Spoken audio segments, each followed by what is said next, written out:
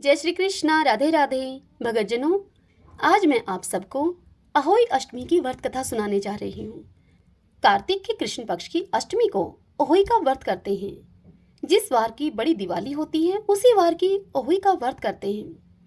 पहले दीवार पर होई बनाते हैं अथवा कैलेंडर भी लगा सकते हैं आप।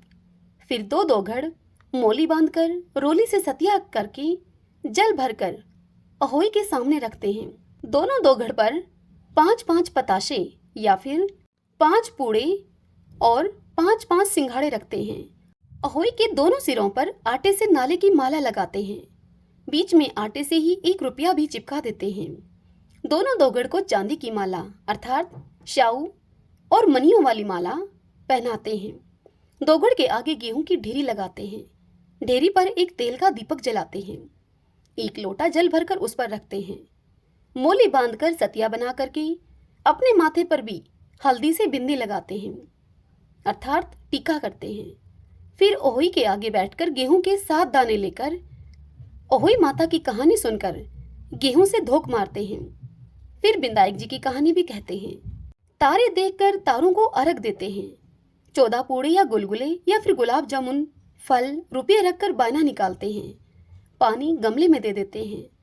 फिर व्रत खोलते हैं। बायना चावल चीनी का भी मिनस सकते हैं आप। आइए अब हम सब अहोई माता की कथा सुनते हैं। सब बोलिए अहोई माता की जय। एक बार एक साहूकार था जिसके 7 बेटे और 7 बहू थी। उस साहूकार के एक बेटी भी थी। सभी कोई मिट्टी लेने के लिए गई। मिट्टी खोदते समय नंद के हाथ से शाहू का बच्चा मर गया। शाहू माता कहने लगी कि मैं तेरी कोख बांधूंगी। तब नंद ने अपनी सारी भाभियों से कहा, लेकिन नंद के बदले में अपनी कोख बंधवाने के लिए 6 भाभियों ने मना कर दिया। पर उसकी छोटी भाभी ने सोचा कि नहीं कोख बंधवाएंगे तो सासू जी नाराज हो जाएगी। तो छोटी भाभी ने अपनी कोख शाहू माता से बंधवा ली। अब उसके जो बच्चा होता अहोई साते के दिन मर जाता। एक दिन उसने पंडिताइन को बुलाकर उससे पूछा कि यह क्या बात है, मेरे बच्चे अहोई साते के दिन क्यों मर जाते हैं। तब पंडिताइन उससे बोली कि सुरभि गाय की सेवा किया कर। सुरभि गाय शाहू माता की सहेली है, वह तेरी कोख छोड़ देगी, तब तेरे बच्चा जिएगा। अब वह बहुत सुबह जल्दी उठकर सुरभि गाय का सारा काम करके आती। गौ माता बोली कि आजकल कौन मेरी इतनी सेवा करता है, मेरी बहुएं क्या करेंगी, वो तो लड़ाई ही करती रहती हैं। आज मैं यह देखूंगी कि मेरे उठने से पहले कौन मेरा सारा काम अर्थात गाय के थान को बहारना, गोबर थापना, गोबर उठाना इत्यादि ऐसा विचार करके एक दिन गौ माता ने सुबह जल्दी उठकर देखा कि वह सेवा करने वाली साहूकार के बेटे की बहू है जो सुबह जल्दी आकर सारा काम करके जाती है। तब गौ माता उसे बोली कि तुझे किस चीज की इच्छा है जो तू मेरा इतना काम करती है, मांग तुझे क्या चाहिए। तब साहूकार की बहू बोली कि मुझे आप वचन दो। गौ माता ने उसे वचन दिया। तब साहूकार की बहू कहने लगी कि शाहू माता तुम्हारी सहेली है और शाहू माता के पास मेरी कोख बंधी हुई है, उनसे मेरी कोख तुम छुड़वा दो।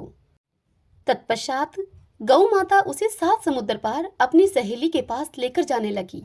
तो रास्ते में धूप अधिक थी, इसलिए वह एक पेड़ के नीचे बैठ गई। दोनों थोड़ी देर में एक सांप आया। पेड़ पर गरुड़ पंखनी का बच्चा था। अब सांप उस बच्चे को डसने लगा तो साहूकार की बहू ने सांप को मारकर ढाल के नीचे फेंक दिया और उस बच्चे को बचा लिया। जब गरुड़ पंखनी आई तो वहां पर खून ही खून बिखरा देखकर वह साहूकार के बेटे की बहू को चोंच मारने लगी। तो साहूकार ने बोली कि मैंने तो तेरा बच्चा मारा नहीं है, तेरे बच्चे की रक्षा की है। तेरे बच्चे को सांप मार रहा था, मैंने तो तेरे बच्चे को छिपाया है। तब गरुड़ पंखनी बोली कि मांग तू क्या मांगती है। तब साहूकार ने बोली कि 7 समुद्र पार शाहू माता रहती हैं, हमें तो तुम उनके पास पहुंचा दो। गरुड़ पंखनी ने अपनी पीठ पर बिठाकर दोनों जनों को शाहू माता के पास पहुंचा दिया। अपनी बहन को देखकर शाहू माता बोली कि आ बहन, बहुत दिनों के बाद आई, आ बैठ, मेरे सर में बहुत सी जुएं हो गई हैं। तब गौ माता अपनी बहन शाहू से कहने लगी कि बहन, मेरे साथ में जो यह महिला है इसे जुएं बहुत अच्छे से निकालना आता है, तुम इससे अपनी जुएं निकलवा लो। तब उस साहूकारनी ने शाहू माता की सभी जुएं निकाल दी। शाहू माता साहूकारनी की इस सेवा से खुश होकर कहने लगी कि तूने मेरी बहुत भलाई की है। मैं तुझ पर बहुत खुश हूँ। जा, तेरे 7 बेटे और 7 बहुएं हों। तब साहूकारनी कहने लगी कि मेरे तो एक भी बेटा नहीं है, 7 बेटे मुझे कहाँ से होंगे। शाहू माता बोली कि क्यों क्यों नहीं होंगे तुझे। तब वह बोली कि मुझे तुम वचन दो। यह मेरा वचन है, वचन ऊकी तो धोबी के कुंड पर कंकरी होऊं मैं। शाहू माता का यह वचन सुनकर साहूकार की बहू कहने लगी कि मेरी कोख तो आपके पास बंधी पड़ी है। तब शाहू माता कहने लगी कि तूने तो मुझे ठग लिया। मैं तेरी कोख खोलती तो नहीं, लेकिन अब खोलनी पड़ेगी मुझे। जा, तेरे घर में तुझे 7 बेटे और 7 बहू मिले, 7 उजमन करियो, 7 अहोई माता मांडियो, 7 कढ़ाई करियो। जब वह साहूकारनी घर गई तो देखा कि वहां 7 बेटे और बहू बैठे हैं।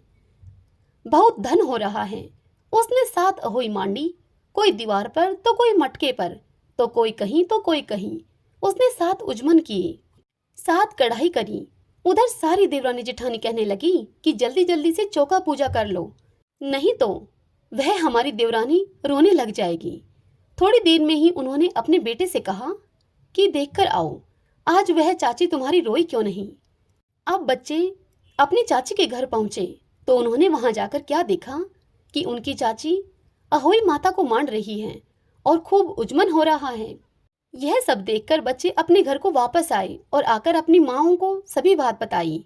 यह सुनकर सभी देवरानी जेठानी अपनी उस देवरानी के घर की ओर दौड़ी और वहां जाकर उन्होंने देखा कि देवरानी के खूब उजमन हो रहा है, अहोई माता मांडी जा रही हैं।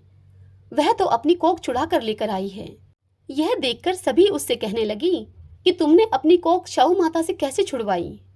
तब वह उन सब से कहने लगी कि तुमने तो अपनी कोख बंधवाई नहीं, लेकिन नंद के हाथों से शाहू माता के बच्चे मरने के कारण शाहू माता ने मेरी कोख बांध दी। चूंकि अब शाहू माता मुझ पर प्रसन्न हुई हैं, तो उन्होंने दया करके अब मेरी कोख खोल दी है। हे शाहू माता, जैसे आप साहूकार की बहू पर प्रसन्न हुई, उसकी कोख खोली, ऐसे ही हमारी भी खोलना, सबकी खोलना। इस कहानी को कहते सुनते हुंकारा भरते सब पर अपनी कृपा करना, सारे परिवार की कोख खोलना। सब बोलिए शाहू माता की जय। इस कथा को सुनने के पश्चात बिंदायक जी की कहानी कही सुनी जाती है। तो आइए अब हम बिंदायक जी की कहानी सुनते हैं। सब बोलिए बिंदायक जी महाराज की जय।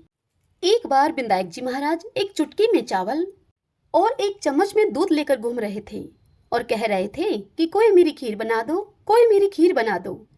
तब एक बुढ़िया माई बोली कि ला बेटा, तेरी खीर मैं बना दूं। तब वह एक कटोरा लेकर आई भीतर से। तब बिंदायक जी बोले कि बुढ़िया माई, कटोरा क्यों लेकर आई हो, भगोना ला कर दो, तुम भगोने में खीर बनने के लिए चढ़ाओ। तब बुढ़िया माई बोली, इतने बड़े भगोने का क्या करेगा, कटोरा तो बहुत है। तब बिंदायक जी ने कहा कि तू चढ़ा कर तो देख माई। तब बुढ़िया माई ने भगोना चढ़ा दिया और चढ़ाते ही वह दूध से भर गया।